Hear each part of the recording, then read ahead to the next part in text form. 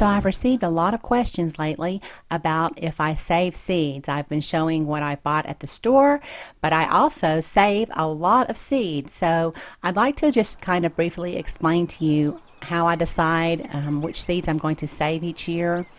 And so those of you who are familiar with my channel, you know I do a lot of succession planting. I pretty much do that strictly in my square foot garden beds. I have a square foot garden bed at the river, and then I have one at my home. And so because I do succession planting, I generally will not let my plants go to seed in my square foot garden beds. There are exceptions to that, but for the most part, when I see that a plant is done and it's starting to bolt, I want that space so that I can do my succession planting.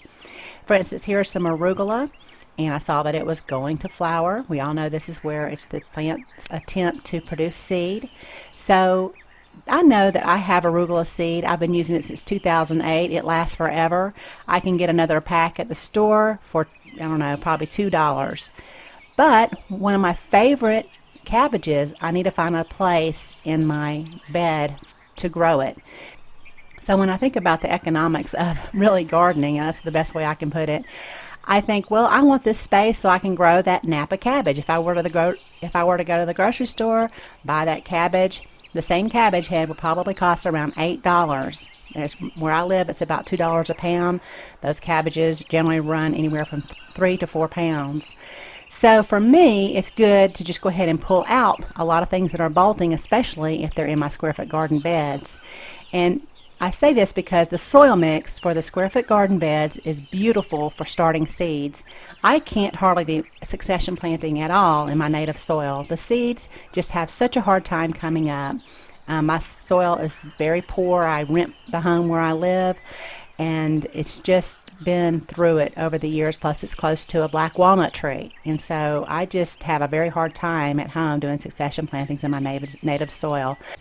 Now here is another example where I am growing cilantro in my square foot garden bed, and it is bolting. It's going to seed. It got away from me, and so what I want to do is go ahead and pull this plant out. Again, I can go ahead and do a succession planting behind it. I think I planted carrots behind this. One of the nice things about growing cilantro is that I pretty much eat all parts of this plant. I love to grow it. That's why I grow so much. So I went ahead and I pulled the plant and I used the roots for making stock.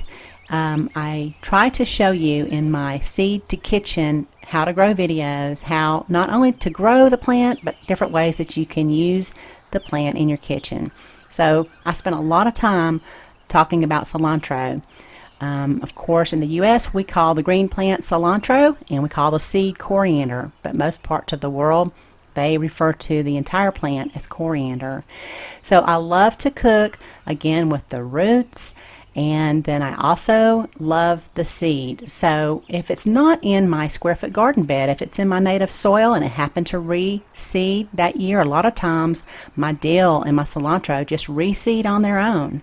So if it dropped seed the prior year and it starts coming up in the spring, well, I'll just go ahead and let that go to seed because, again, my soil is just really not that healthy, especially close to the black walnut tree. So I usually save most of my seed at the end of the growing season, and I will pull out dill plants, I'll pull out cilantro plants, and I'll just let those dry in my garage, and then I can take them into the kitchen and store them in little spice jars for cooking. This is an example of just saving some dill seed so that I can replant it at the river. I just leave that out there, and I don't really use that for cooking, but dill seed is wonderful in bread. I have a wonderful recipe on my channel for dill bread. So I save a lot of seeds, but I first make sure that I'm aware if it's an heirloom or a hybrid. I don't save my spinach seed because the spinach that I grow is a hybrid, but most everything, I'd say probably 90% of my seeds are heirloom seeds. So I learned early in my, I guess you could say, my gardening career not to save the hybrid seeds, because I did that one year with a pepper. I regrew the seed and it was something completely different. I did not like it at all. Here I'm just saving some garlic chive seeds. I like to save tomatoes and peppers also. So I usually buy a pack of heirloom seeds, and those typically will last me about 4 years, and I'm always aware if I'm starting to run low on a seed. So that year I make sure to plant my tomato or pepper in an area where it won't cross with other plants so that I can save the seed. And I like to save all different kind of seeds like zinnias. So at the end of the growing season, when that plant has died back, I can go ahead and pull out the plant, save a couple of the flower heads, and then I'll just break it apart. And then in there, you will find the seeds. They are a dark color, and it looks like a little petal with a tail on the end of it. So those, I like to save zinnia seeds.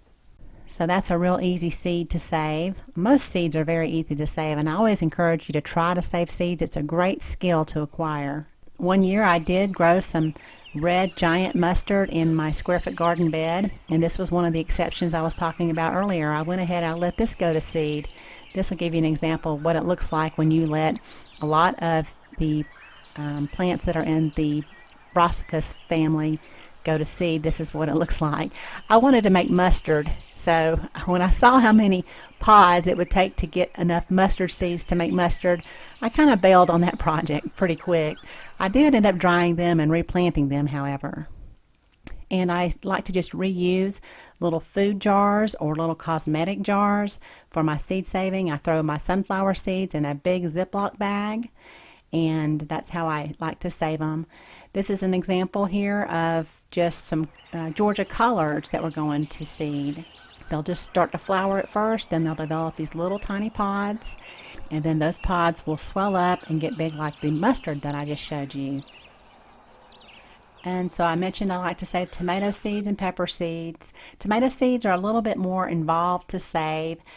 So like I said, I only do that when I'm getting low on a certain heirloom tomato seed. That's when I'll save it. So I'll usually save about one tomato variety every other year. I don't save them every year. It's just when I'm getting low. And there's plenty of videos on YouTube that will show you how to save tomato seeds. I did one a long time ago, so I might do another one of those videos here for you this year. And if you like to grow peppers, chili peppers, all of you chili heads out there, this is a great book. I'll leave a link below the video for you about how to save pepper seeds. Peppers can cross-pollinate too, so keep that in mind. Peppers are easy to save. I'll just break them apart from the membrane and dry them on a little metal screen. I do my tomato seeds that way too, and then I'll separate out any that don't look good, and they are good to go for the next season. And I wanted to let you know too that I found this cute little box that I'm going to use for my succession plantings this year. I just saw it, and when I brought it home, my seed packs fit perfectly in it, and I got it at Big Lots. I think it was $9. They are in the home decor section, so they're not in the gardening section. But that will be perfect because remember I told you, if you put your seeds somewhere where you're not constantly seeing them, you will probably forget to do your succession planting. So when you're growing all these wonderful vegetables, please feel free to head on over to my channel, and then you can click on the little playlist there, and it'll take you on over and show you all of my playlists with recipes organized by herbs and vegetables so that you can have an idea of how to use these wonderful things in your kitchen. As always, please feel free to share this on your favorite social media. It sure would help me out a lot. And if you enjoyed the video, give me a big thumbs up. Let me know that you liked it, and have a beautiful day.